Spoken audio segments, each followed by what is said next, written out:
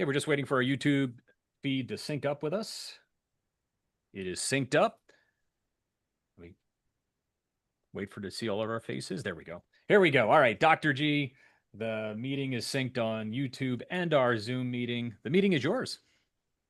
Okay, thank you for joining us this evening. I'd like to call to order the August 19th ECI committee meeting, and we will begin with the Pledge of Allegiance.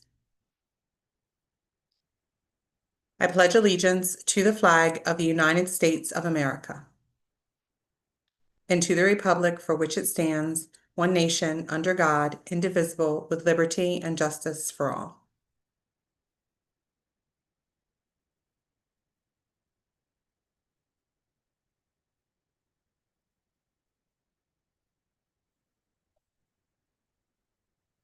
Okay. Can I have a motion to approve the minutes from the last meeting? So moved. Second, all in favor? Aye. Okay, minutes are approved. We will move on to the informational items for this evening, beginning with the SHIELD update. All right, good evening, everybody. Hope you all had a really nice summer, and it's hard to believe that next week we will be welcoming back our staff and our students. So we're very excited about that. We're also excited tonight to bring two presentations forward, informational items. The first being an update to the May work session, where you first learned about SHIELD, and we had Dr. McKenna and Dr. Hart present back in May a more detailed presentation. But again, tonight, we wanted to let you know kind of what has been happening over the summer. And Dr. Sean Arney and Mrs. Rebecca Russo are here to kind of share some highlights with you as we prepare to open school next week with our new SHIELD special added to the schedule in 5 of our schools. So I will turn it over now to Sean and Rebecca. Thank you very much. Thank you for having us here this evening to talk about this program and the exciting opportunities that are coming to our students just next week.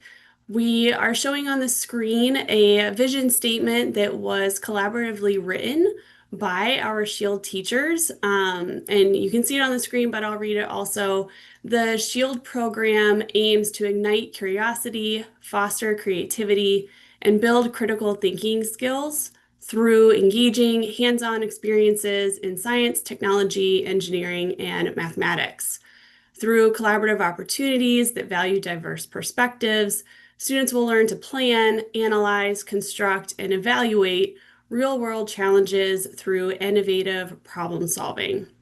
So there's a lot in that vision statement, but you can really get an idea of what this program is driving towards, looking for a collaborative experience for students to work together in multiple different areas and really ignite and foster all of those creativity and critical thinking skills that bleed into not just this program, but many levels of their lives. So with that, we can go to the next slide.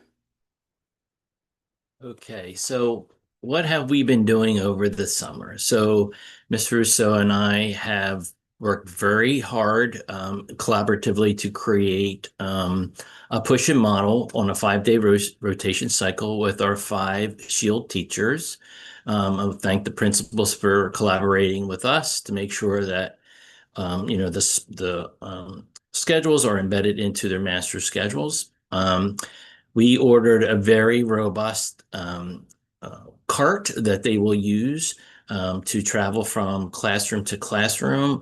It is actually really a STEAM SHIELD cart with a lot of robust activities in of itself. That each grade level will have a theme by trimester, and the trimesters really will focus on resources like Lego, Project Lead the Way, and Code.org. I'm really excited to bring in Project Lead the Way because North Penn has been an inaugural member of Project Lead the Way across the state of Pennsylvania, which we will now connect a coherent presentation to our middle and high school courses, which also have embedded Project Lead the Way.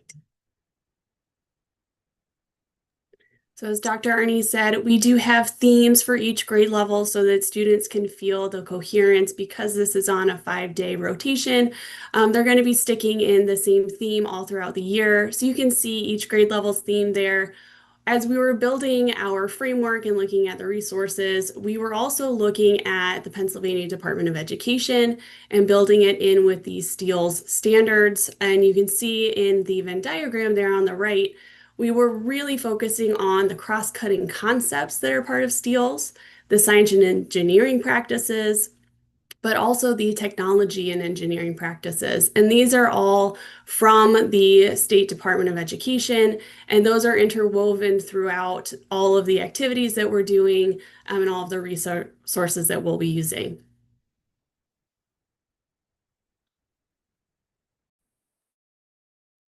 So kind of a recap. Since, I don't know, May, we've hired 5 teachers that are going to really kick off our inaugural STEAM Shield Special, which we will hope to build on for the next year. But our 5 teachers have been hired. We created a budget and we secured a lot of materials. So I do want to thank the school board and, the cabinet for taking Rebecca and my dream and really supporting that with the resources. So we believe our kids are going to be set up with success and a lot of fun, hands-on engaging resources.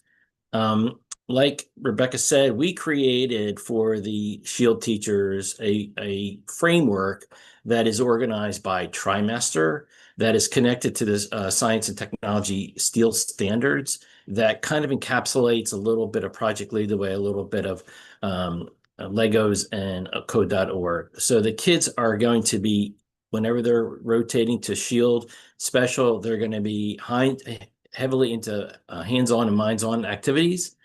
We had 2 days of professional learning with Legos, which was probably one of the highlights of my summer, getting paid to play with Legos. And then they finished, or they're actually involved in the training.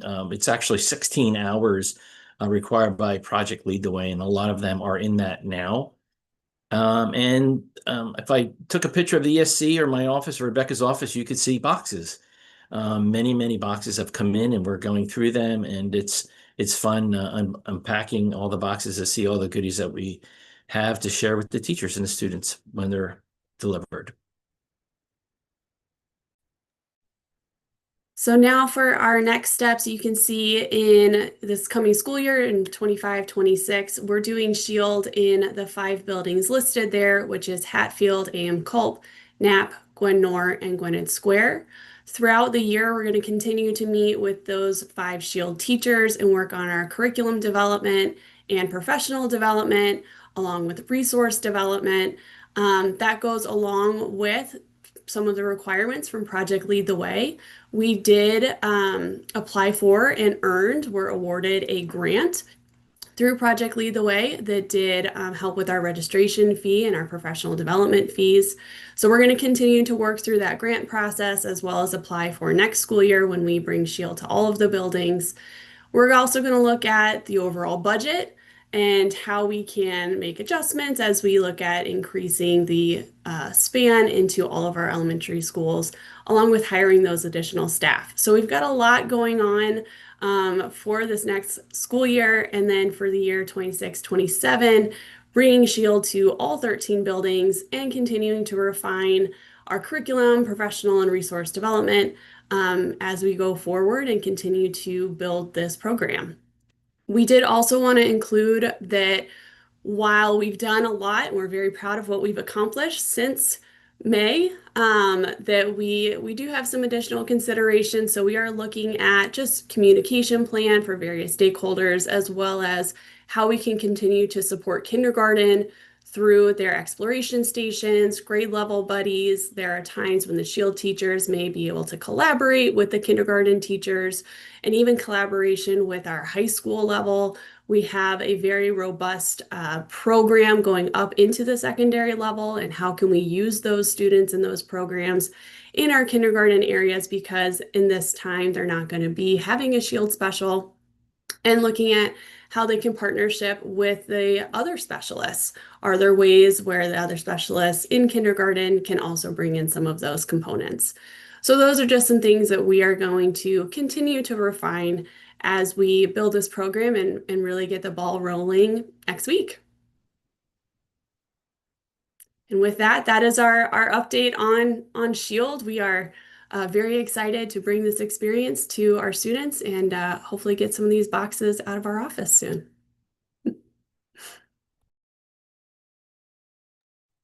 Thank you for the update. I'll pop out one question and I'm going to go to Mr. Fusco first, or after I ask the one question, because I know he has his hand up. When I was looking at the beginning of the slides, first of all, just thank you for all of the work that you've done to pull all of this out. I'm really thrilled that it's going into 5 schools. Looking forward to the full move into all of our elementary schools the following year. I am curious, it looked like the way it's organized is that if I'm in first grade, I'm only going to explore the one area for the whole year. Is that for this year because we're piloting it, or we're kind of not piloting, but we're kind of, this is our phase-in year? Or is the intention to continue to only have them explore the one area? In my experience, when I've seen other models of this, they would explore more than one area. Even though it is a 5-day rotation, they're still going to have about 36 sessions. So I think there is an opportunity there to expand beyond just the one area and at least have them explore maybe 3 components of the STEEL standards. So just wondering if Dr. Arnie or Rebecca, either one of you could speak more to that part of it. I guess I could start. I guess what you're talking about, Dr. G, is the themes in each grade level, but the themes really do not encapsulate all of the opportunities that the kids are going to do. So what Ms. Russo and I did is we looked at the Pennsylvania STEEL standards, specifically the science and technology standards that were being taught within each, and then we created activities that are different for each grade level using Code.org, Project Lead the Way, and Lego. So they're not going to be kind of capitated to the same activities every day, or it's going to be changed every rotation. So they're not going to be with Legos all year or Project Lead the Way all year. It's all, the theme is really like a global overarching topic for the year. Rebecca, you have anything? I think I'd be interested in at some point, maybe just as a follow-up, for us to be able to see more of a scope and sequence of what that looks like for what are the targeted what are the objectives? What are we trying to hit? Because motion, I think the one was motion and something for 36 sessions, even though it may be different activities. I think we want them to be able to be exposed to just some different areas. So I was just wondering if maybe the progression was to move towards that. I would just be curious what that kind of looks like throughout the year. Yeah, we can absolutely get that over to you now. We've kind of refined that working document. Just to add to what Dr. Arnie said, a lot of the resources in this area are in grade bands. So that, with Lego, with Project Lead the Way, it's a K-2 band and a 3-5 band. So as we were trying to pick out activities, and they do range, so motion outdoors is a grade 1, kind of the theme for grade 1. That was more just to help us kind of clarify the activities that we would be picking and help us differentiate between a grade 1 and a grade 2.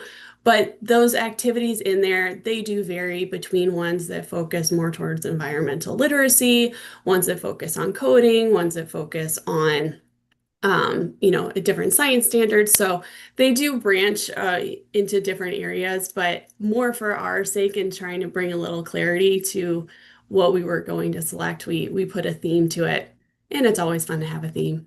Yeah, that's helpful. Thank you. Mhm. I appreciate it. Mr. Fusco? Thank you. Thank you, Dr. Arnie and Rebecca and your team for putting this together on a very short timeline. This is not just a dream of yours, but some of this board as well has been looking forward to this program being unveiled for quite some time. So I'm very excited about the prospects. So what I'm wondering, and actually my first question is probably for Dr. Waters. In the long-term planning of this rollout this year, next year, are we considering doing something like a facility study or some sort of space study to see how we move it eventually from a cart to its own space? Have there been discussions about that, and what have they involved at this point? Yes, actually, there have been some discussions around looking at space, and Dr. McKenna and I just touched base about that today as I came back from vacation. So as we kind of see how this year goes, it's always, best and more ideal to have a special in a classroom. So we'll definitely kind of look at how things go this year. And as we move into next year, we've already had some conversations about a couple of our schools in particular where, they're kind of busting at the seams a little bit. So to short answer, yes. And we'll kind of work through this year as a pilot. And then for the next year, hopefully we'll be able to make that happen. Okay, cool. Can't promise it though, but that's always the goal. I have just one other question for Dr. Arnie, perhaps, or Rebecca. The STEEL standards, did they have tie-ins with the actual science curriculum standards as well? Is there any synergy there? Or is it kind of completely separate relative to what the activities are and the learning outcomes? That's a great question because this is the first year that we're adopting the Pennsylvania STEEL standards. Just as we're rolling out the Shield 5th Special, we're also rolling out the Pennsylvania STEEL standards. They run in tandem. So the language, when you heard us talk about cross-cutting concepts and science and engineering practices, all of that language has already been presented to our teachers, so they know what each of one of those tenets are. So it's not really about the science per se. It's about persevering through problems. It's about failing and grit. It's about collaboration and communication. So all of what we're talking about with Shield and Steels run in tandem. Where we get the best lift right now with the 5th Special is complementing the science and technology standards because they have been enhanced with the STEEL standards, especially when you add in the environmental literacy and sustainability. The Shield teachers now have the ability to support our science teachers in sharing the load of the standards. So they run in tandem. That's That was great. done, that was done purposefully by Mr. Russo and I when we planned this. So let me just say, and I don't think the community can appreciate the breakneck pace at which you guys were asked to put this together and find staff and do this. So just before I'm done on this, I just want to thank you again for what I'm sure was a lot of work on your part this summer to make this a reality. And I think that the students in the district are truly going to benefit from your efforts. So thank you. Thank you, Mr. Fusco. Mr. McBain? Good evening, folks. I also want to thank you guys for this hard work. I know it's quite a bit to put together a curriculum and then try to make it fit what we have and all the standard differences between our elementary schools and what students need. So I really appreciate that. I'm really excited to see the programs that you chose. A lot of them offer extracurricular activities, ways for students to go home and get online and just keep on doing things like they did in class earlier that day. And in this age group, how exciting is it to ignite that kind of fire of thought and interest and curiosity? I was wondering if you could explain for some of the parents that are listening, is this going to be very different from other courses or specials that students might have, as far as, are they going to have to look for homework assignments? Are they going to go to Target and buy some Legos as part of that? You know, is this going to look the same or is it going to be a little different? And what can parents expect in general? Well, I'm going to give you a disclaimer right now. I'm not responsible for the purchase of any additional Lego materials. I know for a fact as an adult, I had a lot of fun with the Lego training. So there may be some families, kiddos coming home wanting to have some energy in that way. Right now, for our pilot year, we're not anticipating any homework. All of the work is going to be done within the time frame of the class. I think where it's going to be different is, there's going to be a lot of controlled chaos in the classroom with kids, putting together robots, trying different things with their Legos. So we're really encouraging our SHIELD teachers to be facilitators of learning, and not really, the sage on the stage, so to speak. I don't know if Rebecca, you want to add anything to that? Yeah, I would say the one sort of larger difference with this course is that it is primarily group focused. There's a heavy focus on collaboration and students being able to respect one another and work together and share out their learning and their thinking of not only themselves, but their teammates. And so through that, most of our resources are based on groups. You have Legos that are done in a group of 4 or in a group of 2.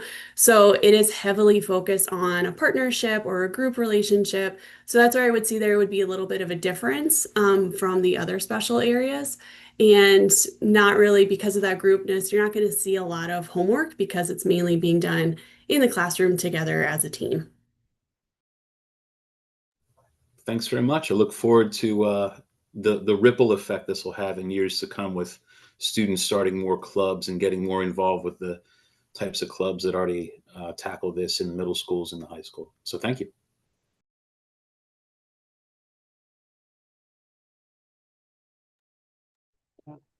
Thank you. And again, thank you both for all of your hard work. I'll just echo what the team has said again, that we recognize that, you really worked hard over the summer to to push this through.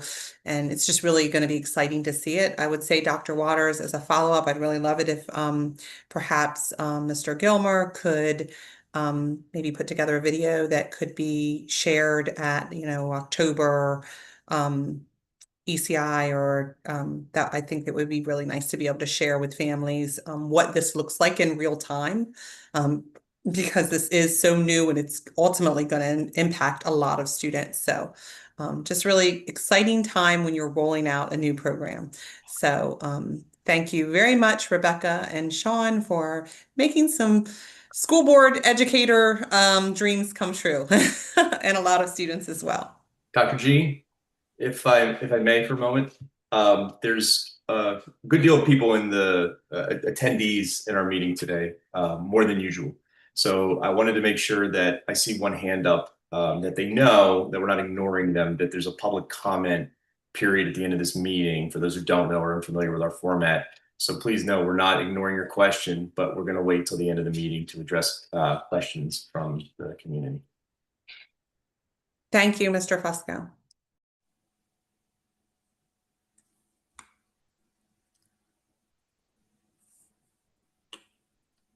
Dr. Deere, you ready to move to the Yes, next? I am ready to move forward. I was Okay. just trying to find my agenda within It's the okay, window. I got you. I have it ready. All Thank right. you. So I also want to just thank everybody who's been involved with SHIELD. This is also something that I'm really excited about. Someone who taught in North Penn way back in the 90s, and this was even a thought back then. So just kudos to all of you, I think everybody on this call had a hand in it. And I know the students are going to absolutely love it. And I'm really looking forward to when all 13 elementary schools will have this opportunity. So next up, and Sean and Rebecca, by the way, if you want to jump off, feel free. One of the next topic is high school renovation. This is another topic that many of you, if you watch work session or if you attend any of our F&O meetings, you have been hearing all about the high school renovation project that is well underway. At one of our recent meetings, I know there was a request to kind of hear just what does the input look like as we plan for the spaces at the high school as well as the technology. Do teachers have input? Do students have input? And so tonight, Dr. Pete Nicholson and Mr. Gilmer are here to talk to you a little bit about what that process has looked like. So again, this is more of an update. If you are interested in more detailed presentations about the high school renovation, there are several in some of the other meetings, and you're welcome to look for those on YouTube at our NPTV channel. But tonight, again, just asking Pete and Bob to highlight how you have included some of these stakeholders as you're planning. All right, Dr. Waters, thank you for the introduction. Members of the committee, good evening. It's my pleasure specifically, and Mr. Gilmer as well, to present a little bit of the behind the scenes work that's gone into the high school renovation project. Those in the community, those on the board, you know there have been many presentations at work session, at action meeting, and many agenda items over the course of, let's say, the last 4 years. I look back and I believe really the first organizational meeting we had on the administrative side on this was summer in October of 2021, where we really got started. So we're on the precipice of 4 years. And in May, we just kicked off the phase 1 renovation project here in Cape Cod in the natatorium. So kind of makes sense to talk a little bit about what's under the hood here, how we came to where we're at, and talk a little bit about what input kind of guided our thinking and guided the design process as we move forward. So, Mr. Gilmer, if you can skip to that next slide. I'll start with teachers were integral in the design process for this renovation and addition project. I can say there were months in the last few years where I spent multiple days every week in design project meetings with our architects, with department chairs, with teachers within each department, designing and talking about the spaces that they'll eventually be teaching in, some as early as this November. Every department chair was in multiple meetings. In most cases, after an initial meeting, they were then invited to bring back other teachers with them that represented other parts of their department to get other aspects and other ideas into their rooms. And additional meetings with those members really focused on some of the specific needs. So if you think about a reading classroom, an English classroom, in many respects, most of those classrooms mirror each other. They have a lot of the same needs. So getting 2 or 3 folks in the department to collaborate and getting feedback works. In other departments, let's talk about family consumer science, where we have a preschool lab where we actually serve our community and bring preschoolers into the classroom space. Our cooking labs, our textile labs, they're very different needs. So we had multiple meetings. And in many cases, phase 3, family consumer science, drama, music, health and physical education, technology education, those meetings are still ongoing. So it's an iterative process where we meet with the department chair, we meet with members of the department, we come to some sort of idea of some of the changes that need to be made. Our architectural team will get information back to us with some of those changes made, make some more tweaks, have another meeting, and as we move through the process, come to a resolution on exactly what the teachers are looking for in their space for their programming. Mr. Gilmer, if you want to go to the next slide there. The import meetings really focused on these few things, and I won't read each one, but certainly safety was first and foremost, talking about how we make sure that we ensure safety for all of our students and accessibility. We've talked over the course of the last number of years, one of the major aspects of this renovation project that we kept in mind throughout the entire process was making the entire high school building accessible to all of our learners, to all of our community, to all of our teachers. So and I was kept on that throughout the entire project planning cycle. We really wanted to be flexible. We really wanted to understand and know that as time goes on, our current building has served us for 50 years. we know that this renovation is going to need to serve our community for 30, 40, 50 more years. So we wanted to be flexible. We'll talk a little bit about that in the technology planning. But in understanding that, a room that may be needed for math this year, as things change, as things move, may need to move over and be different for next year. So trying to keep that in mind also as we move through. Mr. Gilmer? The focus on a lot of the focus here was on our special programming. For instance, the photo that's here is a rendering of our post-12 lab. This was one of the areas that took us a number of meetings, a number of hours, some meetings on the side. Again, as I said, an iterative process where we talked about the needs of our post-12 programming. We talked about what we would need to see to make sure that our students no longer need to go to Penndale to work on their skills for their post-12 programming, but could have an apartment-like building or apartment-like room within the high school. So, this was an example, but many examples are given here of really looking at the nitty-gritty of each and every program and what's needed and taking that feedback from teachers.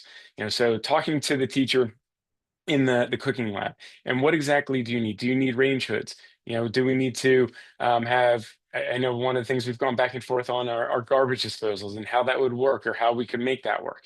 So really taking cues from them. Our architects did a wonderful job of coming in and saying, here's some of the things we've included before. Does this work for you? And that was really our idea for all of our teacher meetings was, does this work for you, or how can we tweak this to make it work for your program, not just in 2025, not just in 2030, but 2040, 2050 moving forward? How can we make sure that we have everything we need to function, right size the program for what we have at North Penn, and make sure we're prepared for the future? Again, I won't go through each and every one of these, but there's an example in each one of these of how the teacher input was just absolutely crucial in making sure that we have a space that's ready for our learners for the future. Mr. Gilmer? When we talk about students, we've also hosted a number of meetings with a wide variety of students.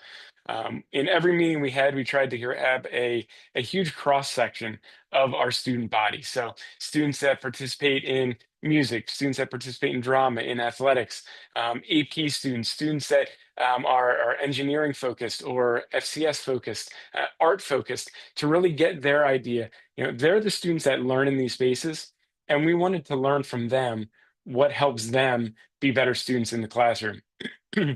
Excuse me. Specifically, we wanted to hear a lot from them about what kind of furniture, what kind of feeling they want in the hallways, in the classrooms. We did take a field trip with a number of students to the Corbett Experience Center in Norristown to actually look and feel and sit in chairs, sit on different benches, sit in different spaces, and give us feedback on how they feel that would make them a better learner, or maybe even more distracted, and they don't think that would be a good idea. We held most recently in May a branding and graphics meeting and a focus group with students where the graphics team from the architectural side presented 3 different large scale kind of concept ideas and garnered feedback from the students. And we're still working through that, so we haven't unveiled that yet, but they were crucial in steering us in a certain direction for what some of the graphics throughout the building will be and how we will represent North Penn and how they see North Penn as being represented in those large gathering spaces. Next slide, Mr. Gilmer. So again, I could spend all evening, but this is a quick update on all of the changes that came from this. But something as simple as the temporary classroom space and where we included temporary classroom space. As we know, we have 15 new temporary classroom spaces within the building that have been allocated, so we don't need to bring modulars onto school, onto the campus, and we can still host robust educational activities throughout the renovation process. And even the location of some of those were guided by conversations with teachers. It said, hey, instead of using this space for temporary classrooms, what if we use this space? Could that work better? Could that actually save us some money and be a better learning experience for students? And I will say, walking around the building, the temporary spaces look phenomenal. The feedback from them has been very positive for the teachers that have seen them. In fact, I had a teacher last week that said, the temporary classrooms are actually pretty nice. Could I maybe be in there instead of my current space? Because that looks pretty good. So I think teachers are in for a really good time when the actual real renovated space opens. But other adjustments, just where furniture could be placed, where and how we would update classrooms and where we would put things, where we would put programs. I can give an example of our arts and special ed programming working together. The addition in the back of the building, that whole layout was changed and switched a little bit based on accessibility needs, not just of the special education programming, but of the art teachers. There were a couple of programs that were programmed to be upstairs, and we ended up, because of their needs and their need for washing things out and being able to make sure their materials are taken care of, they needed to move downstairs. So the architects actually revisited that, moved the addition around a little bit, kind of revamped the layout, and made sure we hit all the needs of those teachers and that programming in that space. Again, that's just one or two examples of a much larger process that's unfolded over the last number of years. But it's really a credit to our teachers, to our students, of where we are today. And hopefully all of them are really going to be proud when they see this at the end, because, as we said, to the students, and the teachers know this as well, they'll be able to look at their spaces, they'll be able to come back if they're students and no longer with us as students when this is all complete, and say, hey, I remember talking about that, and now I see that graphic on the wall. So it's really it's been a great process. It's been a great learning experience for me, working through this and taking all that feedback from teachers to move it into the project. Finally, if we want to move on to technology, I'll just briefly say a couple things here, and then I'll turn it over to Mr. Gilmer. He's been integral in this. But again, I mentioned this earlier, flexibility for the future. That was really what we're looking for. I won't say there's not a lot baked in technology-wise, but we knew when we started this process, as I said, first meeting in 2021, that by the time this process is over in 2030, there will be technology invented and being used in classrooms that wasn't available in 2021. And again, 20, 30 years down the line, we want to be flexible. So Mr. Gilmer, I've spoken a lot. Why don't you take a couple minutes? Couple minutes. Wow. Hold on. I'm going to take 10, 15. No.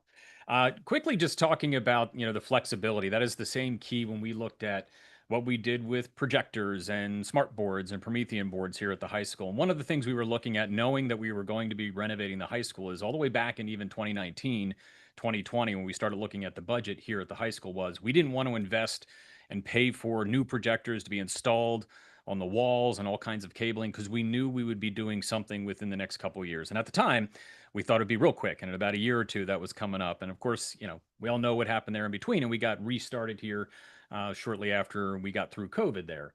One of the things that's interesting, you talk about technology changes. If you asked me in 2017 what the classroom would look like from an AV standpoint and our displays, my mindset was more of a college setup where I wanted every single room to be the same.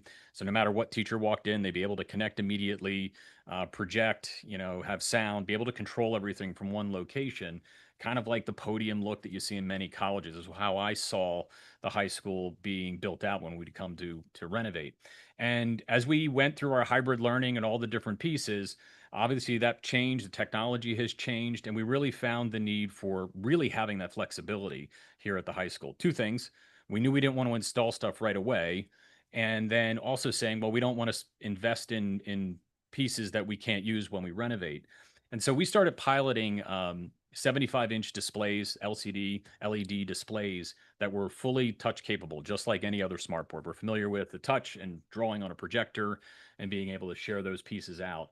And in 2021, we piloted a couple of those displays here at the high school, particularly in math, because they're really use a lot of the interactive displays for doing math equations, those types of things. And that went really well. And what we started to find is people love the fact that we didn't determine what the front of their classroom was. So when we mount all this gear, we determine what the front is. This is going to be the front. All your desks are going to have to face that way. That's where your display is. And once we got our display on a cart, the plan had been, well, we need it on a cart so we can move it when we're renovating and moving around for the next 7 years.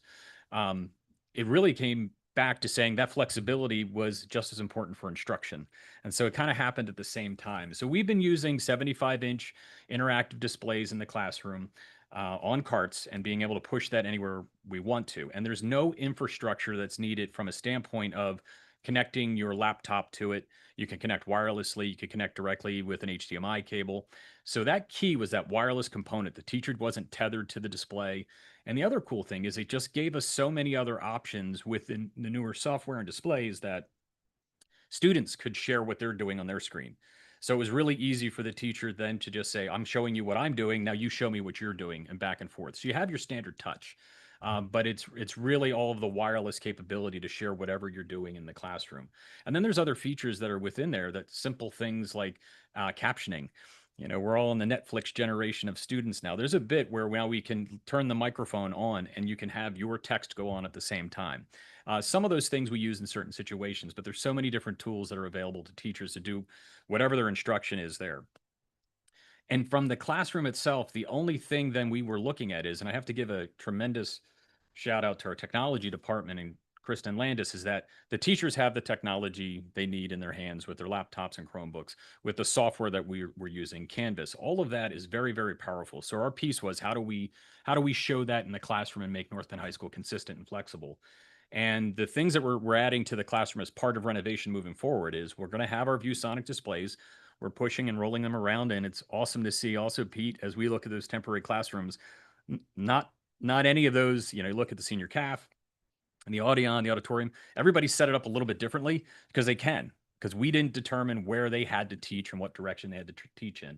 But we've added two different things to the construction of each classroom, and every single classroom has this, is that there is a voice lift system in every classroom. So you have a sound system for sound reinforcement, where the teacher also has a microphone to reinforce their voice.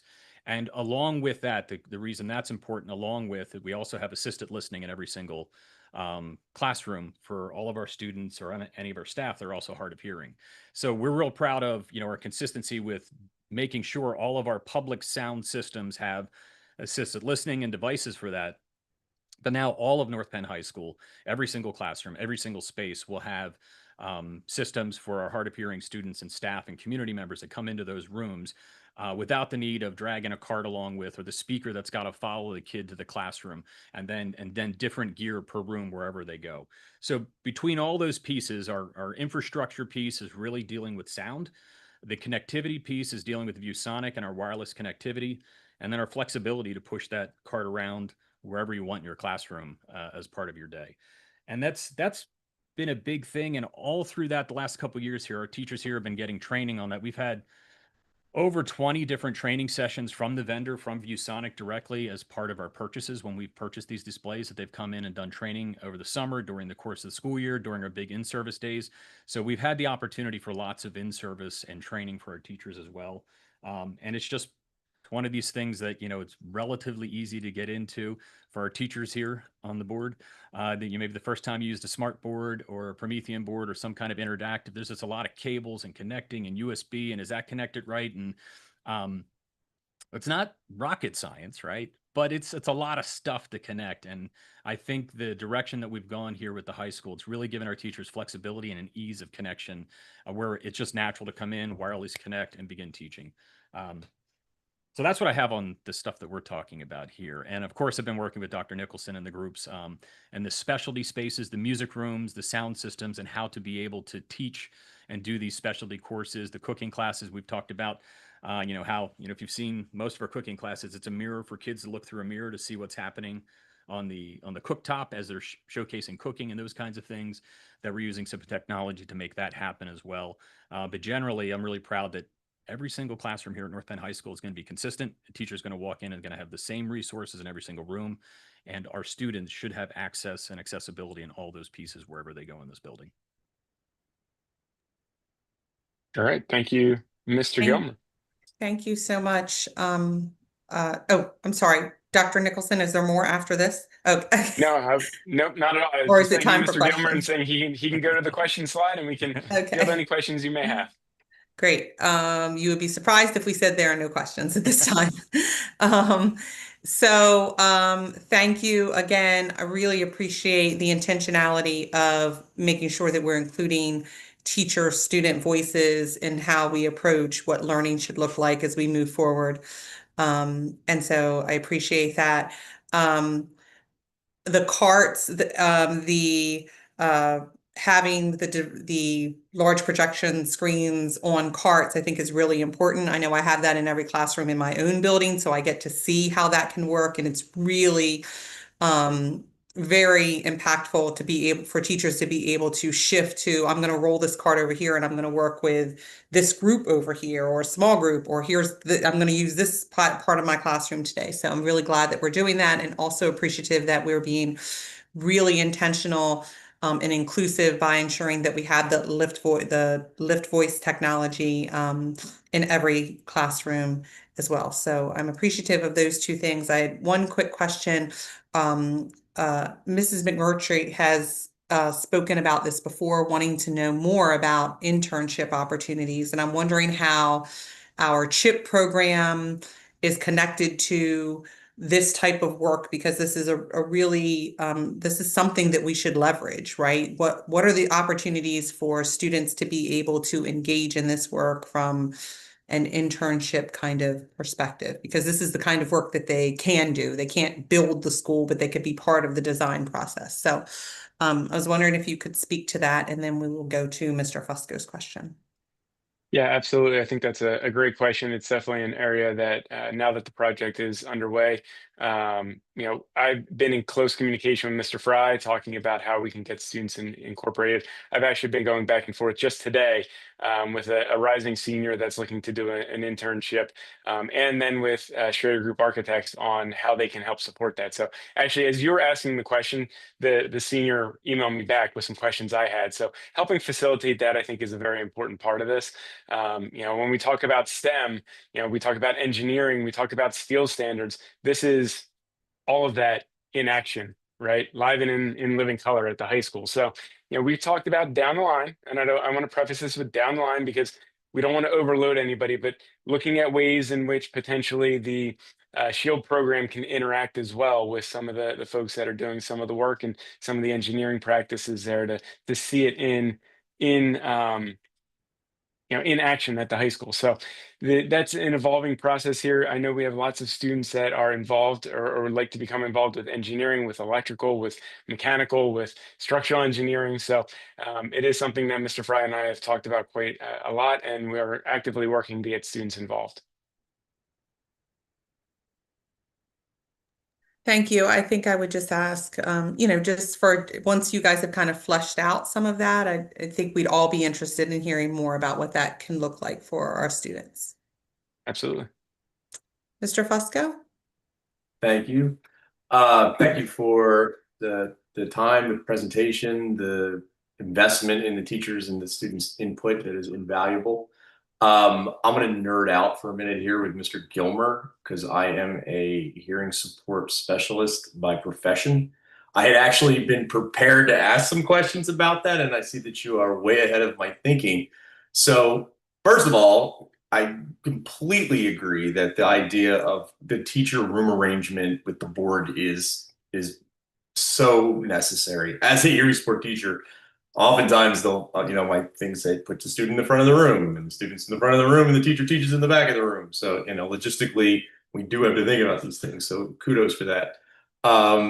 So I'm wondering about you're gonna have to tell me more about the lifts, the voice lift. We'll talk about that privately because I'm just very curious. But in terms of the assisted listening that you were referring to, is that a T-coil system, or what is the actual, because the voice lift would sort of address that, but it sounds as though their thinking has gone even beyond that with the actual devices that I'm assuming the students would be wearing, like their hearing aids and stuff. Yeah, it's both. It's both. So we have the packs for the room. So there's several packs for the room. And then also it's actually also T-coil and Bluetooth. So there are a couple different options for the user. So again, not everybody, as you know, not all hard of hearing folks necessarily have a hearing aid, Right. but it can connect directly to the hearing aid, those two different ways. And then on top of that, then if you need a device and you need headphones, you can wear that. Obviously, we're just trying to minimize the amount of things if you're hard of hearing, that you don't need all this somebody following you with gear, and that basically you should be able to walk into the room and be able to hear without a whole lot of extra effort on the student, community members, or teacher's part. So yeah, we've specified and we'll go through it. I actually didn't see all the bid openings. So we had specified something similar to a Williams AV system. I can send you all the specs on those types of things too, where you can see what that does. But that's our goal, is just to minimize stuff and the work that a student has to do on their own when they have a loss of hearing, and then having to have to like, okay, well, their speaker gets set up here, and now I have a special mic, and I'll give that to you, and I got to carry it with me because the teacher may not have it. We're trying to make it consistent in every single room. The fact that you guys are putting that level of consideration into this planning when hearing loss affects less than 1% of the population, and in particular in high school, those kids don't, even if they have their own technology, they hate having to bring it to the front of the room every class. I have many times tried to figure out ways around that by finding systems that just provide so that the student will use it to their benefit. So, I mean, that really speaks volumes to me in terms of the actual listening and responding to what you're hearing being implemented is doing with this team. So consider me very impressed. Thank you.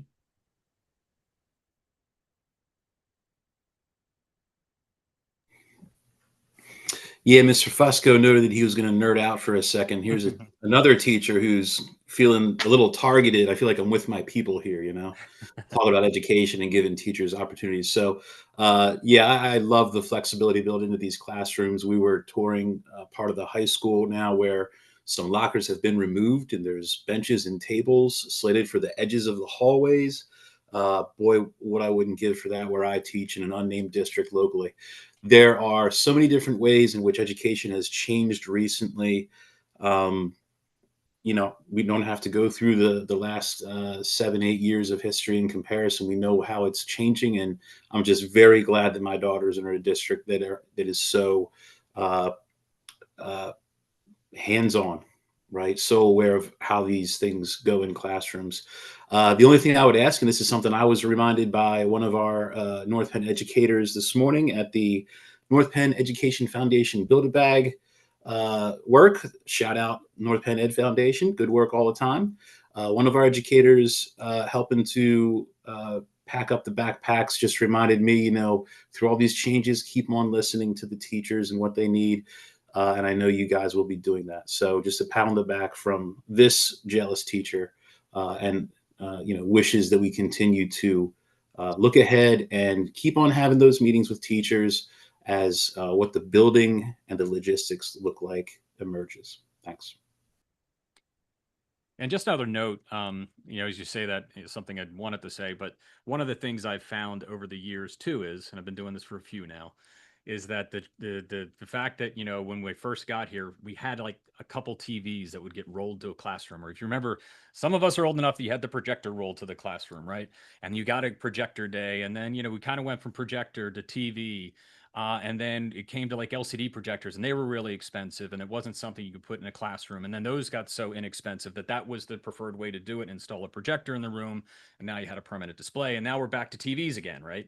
So there is a cycle to how we teach, and that will change. And that'll change for the next 30 years I'm working here. But one of the things that we did in the design with the different classrooms is that obviously we have our sound system. Those, we're always going to need sound, or we're going to need to be able to support that.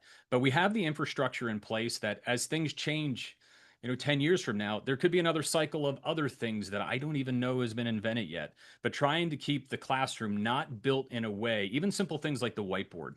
You know, some of your schools may have where it has a whiteboard, a gap in the wall for the smartboard, and more whiteboard, and those kinds of things. And then the smartboard goes away, but now there's this gap, and you kind of staple another whiteboard in the middle of it. So one of the things we wanted to have a consistent classroom and not have the technology of the room change the room, right? The instructor should be changing the room for their needs.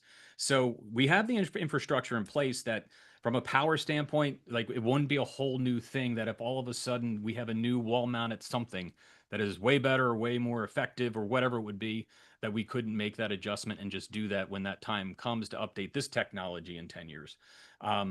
So we put that thought process into it too. We think what we're doing now it makes a lot of sense, the flexibility and everything else, but we can't say we know everything that's going to happen in the next 5-10 years.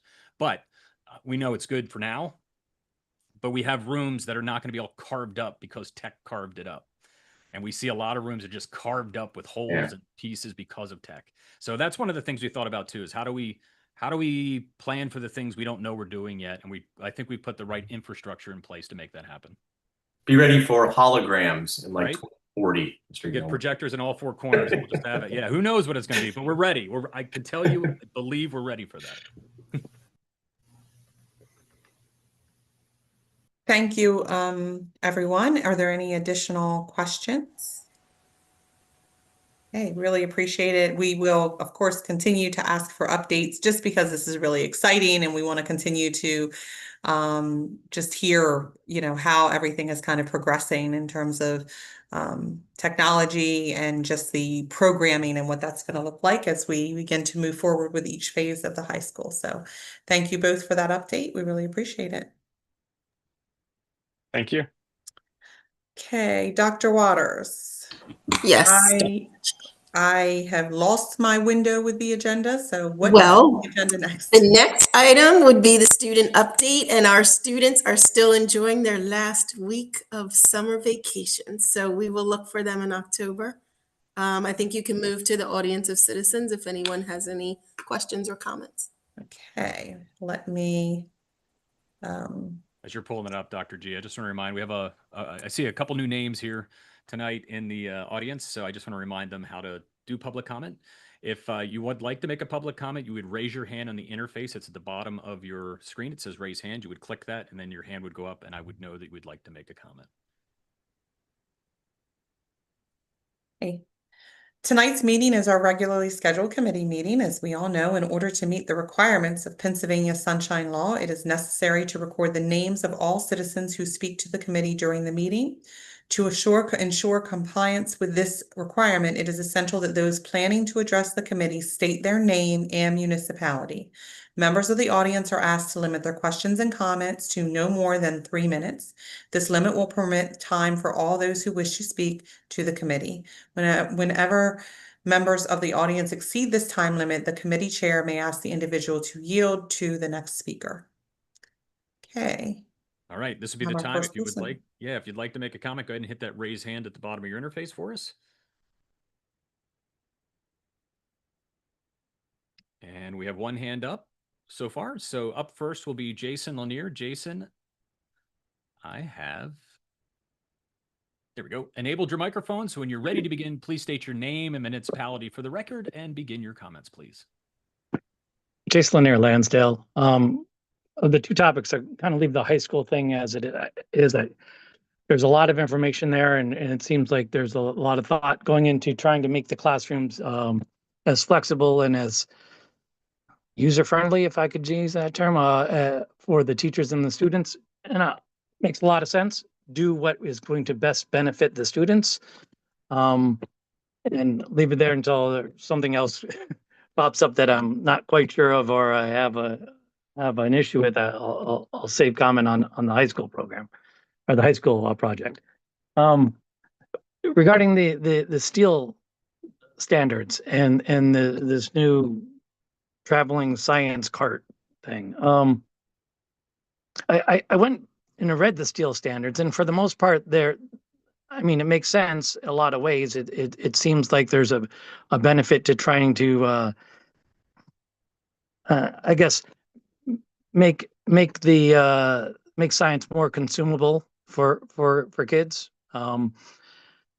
And so I don't have a problem at all with it in that regards. What I do have a problem with, however, is this drive for equity and justice in science. And those aren't my words. Those are words that are used in some of the slides that were regarding adoption of the steel standards. In which case, now I have a problem with it. I don't know what that means in terms of, I understand you want to make it as consumable as you can for most kids, which is fine. I think the idea of having all kids be as equally successful in science is a bridge too far, because that's an unachievable goal. There are kids that are going to excel at things, and the kids that aren't going to excel at things. And trying to have equal outcomes of things makes no sense. And it is an irrational is an irrational goal. And to further the justice in science, there's an infomatic there with traditional, contemporary, and future. And the future talks about students having science, justice in science, explain social challenges, and design justice centered solutions. Now it sounds political to me, and that's the thing that kind of irritates me. And if there's one thing that I've been saying for the last however long, that when you look at these equity standards and what it has achieved since 2015, it's not a good sign. I mean, the kids that were in 2015 who were the most historically underperforming are outperforming everybody now. So all this change has done is make things worse. And I'd like some comment on that from the board, because they're the ones that are implementing this stuff. Thank you. Okay, is there anyone else for public comment? At this point, I'll count it down, folks. Here we go. 3, 2, 1. That should conclude public comment for tonight. Okay, thank you. I don't believe we have anything that we are moving forward to work session. So there are no agenda items. The next ECI committee meeting, Dr. Waters. October 7th, 5:30 in a virtual format. Okay, thank you. Can I have a motion to adjourn the meeting, please? So moved. Okay, meeting adjourned. Thank you, everyone. Have a wonderful evening. Thank Have a you. great start, Have a everybody. great evening too. Good night. Have a good start to Thank the you. school year, everyone on the call that's going to be doing that next week. Take care. Some of us Bye-bye. started this week. Oh. Today is our